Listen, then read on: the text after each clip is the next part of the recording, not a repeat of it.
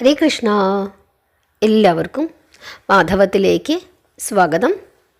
അങ്ങനെ മഹർഷി നിശുംഭവധം പറഞ്ഞ് അവസാനിപ്പിക്കുകയാണ്. ആ ഭാഗം വരെയാണ് നമ്മൾ കഴിഞ്ഞ ദിവസം പറഞ്ഞത്. പിറ്റേ ദിവസം മഹർഷി വീണ്ടും തന്നെ മഹാദേവിയുടെ അത്ഭുത ലീലകളെപ്പറ്റി അവർക്ക് പറഞ്ഞു കൊടുക്കുവാൻ തുടങ്ങി. എന്താണ് മഹർഷി പറഞ്ഞു കൊടുത്തത്? ശ്രദ്ധിച്ചു കേട്ടുകൊള്ളുക.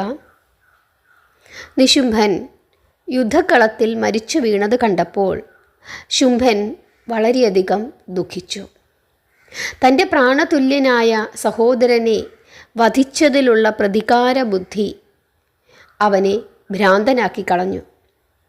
ദേവി തൻ്റെ സൈന്യങ്ങളെയും കൊന്നൊടുക്കുന്നു. എല്ലാം കൂടി ഓർത്തപ്പോൾ അവൻ്റെ ദുഃഖം ക്രോധമായി മാറി. ഭഗവതിയെ വെല്ലുവിളിച്ചുകൊണ്ട് ശുംഭൻ മുമ്പോട്ട് വരികയാണ്. സപ്തമാതാക്കളോടു കൂടിയ ഭഗവതിയെ കണ്ട് അവൻ കോപത്തോടുകൂടി ഇങ്ങനെ ഗർജിക്കുകയാണ്. എന്താണ് പറഞ്ഞത്? അല്ലയോ ദുഷ്ടേ, നീ ഇത്രയൊന്നും അഹങ്കാരിയാകണ്ട. മറ്റുള്ള സ്ത്രീകളുടെ ശക്തിയെ ആശ്രയിച്ചിട്ടല്ലേ നീ യുദ്ധം ചെയ്യുന്നത്? കഴിയുന്നെങ്കിൽ നീ ഒറ്റയ്ക്ക് വന്ന് എന്നോട് യുദ്ധം ചെയ്യുക. ഇങ്ങനെ ശുംഭൻ പറഞ്ഞപ്പോൾ ഭഗവതി ഇങ്ങനെ അരുളി ചെയ്തു: ഞാൻ ഈ ലോകത്തിൽ ഏകയാണ്. നീ ഈ കാണുന്നതെല്ലാം എൻ്റെ വിഭൂതികൾ മാത്രമാണ്. ഈ വിഭൂതികൾ എല്ലാം തന്നെ എന്നിൽ ലയിക്കുന്നത് നീ കണ്ടുകൊള്ളുക. ഞാനിതാ ഏകയായി നിൽക്കുന്നു.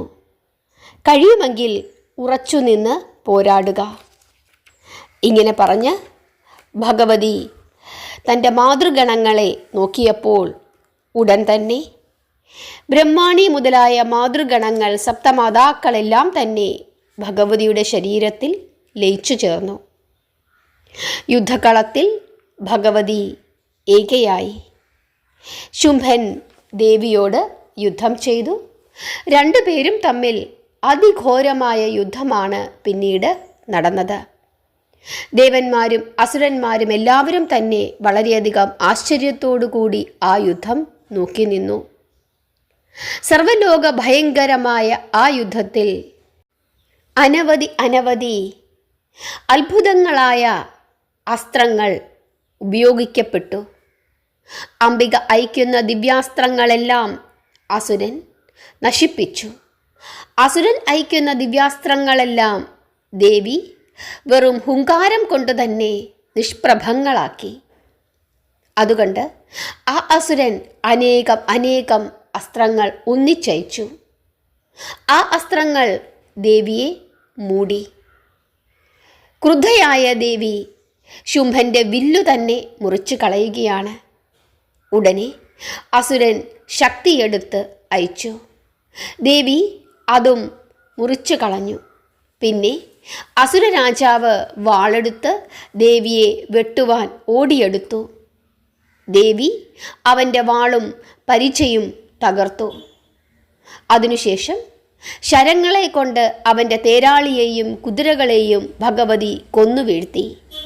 തേരിൽ നിന്നും ചാടി ഇറങ്ങിയ ശുംഭൻ കൈ ചുരുട്ടിക്കൊണ്ട് മുഷ്ടിയുദ്ധത്തിന് ഭഗവതിയുടെ അടുത്തേക്ക് എത്തുകയാണ്.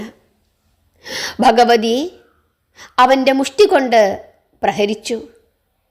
ദേവിയുടെ മുഷ്ടിപ്രഹരമേറ്റ് അസുരൻ നിലത്തു വീണു. അപമാനിതയായ ശുംഭൻ ഉടൻ തന്നെ ചാടി എഴുന്നേൽക്കുകയും ആകാശത്തിൽ നിന്നുകൊണ്ട് മായാപ്രയോഗം കൊണ്ട് ഭഗവതിയെ ആക്രമിക്കുകയും ചെയ്തു. ദേവിയും ആകാശത്തിൽ നിന്നുകൊണ്ട് അവനോട് യുദ്ധം ചെയ്തു. ആകാശത്തിൽ വെച്ചുള്ള ആ യുദ്ധം കണ്ട് എല്ലാവരും ആശ്ചര്യപ്പെട്ടു. അവസാനം അംബിക ആ അസുര രാജാവിൻ്റെ ശുംഭൻ്റെ കാലിൽ പിടിക്കുകയും ആ കാലു പിടിച്ച് ചുഴറ്റി ഭൂമിയിലേക്ക് എറിയുകയും ചെയ്തു. എങ്കിലും അവൻ വീണ്ടും എഴുന്നേറ്റു. വേദന സഹിച്ചുകൊണ്ട് തന്നെ തൻ്റെ മുഷ്ടി ചുരുട്ടിക്കൊണ്ട് ഭഗവതിയുടെ നേരെ അവൻ ചെല്ലുകയാണ്. ദേവി തൻ്റെ ശൂലം കൊണ്ട് അവൻ്റെ മാറിടത്തിൽ കുത്തിയിറക്കി അവനെ ഭൂമിയിൽ തന്നെ തിരിച്ച് വീഴ്ത്തിക്കളഞ്ഞു. ദേവിയുടെ ശൂലപ്രഹരമേറ്റ് ശുംഭൻ താഴെ വീണപ്പോൾ വലിയ ഒരു ഭൂകമ്പം തന്നെ അവിടെ അനുഭവപ്പെട്ടു. പർവ്വതങ്ങളെല്ലാം വിറച്ചുപോയി, കടലുകൾ ക്ഷോഭിച്ചു. അത്രയും മഹത്തായിരുന്നു അവൻ്റെ ശരീരം. അംബിക മന്ദസ്മിതം പൂണ്ട് അക്ഷോഭ്യയായി നിലകൊണ്ടു. അങ്ങനെ സർവേശ്വരി ആ ദുഷ്ടനെയും വധിച്ചു. ഉടനെ ആകാശം പ്രസന്നമായി. അസുരശക്തിയുടെ മേൽ ദൈവശക്തി വിജയം നേടി. ശത്രുനാശത്തിൽ ദേവന്മാർ സന്തുഷ്ടരായി.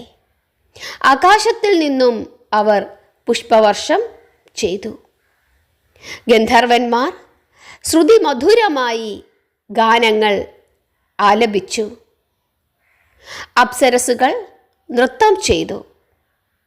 സൂര്യൻ നിർമ്മലമായ ആകാശത്തിൽ നിർഭയം പ്രകാശിച്ചു. അങ്ങനെ ലോകം മുഴുവനും വലിയൊരു ഉപദ്രവം തീർന്നതിനാൽ ശാന്തമനസ്കരും സന്തുഷ്ടരുമായി തീർന്നു. ഹരേ കൃഷ്ണ.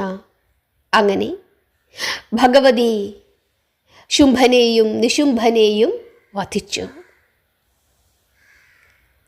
ഇങ്ങനെയാണ് ഭഗവതിയുടെ അവതാരങ്ങളെപ്പറ്റി ദേവി മഹാത്മ്യത്തിൽ പറഞ്ഞിരിക്കുന്നത്.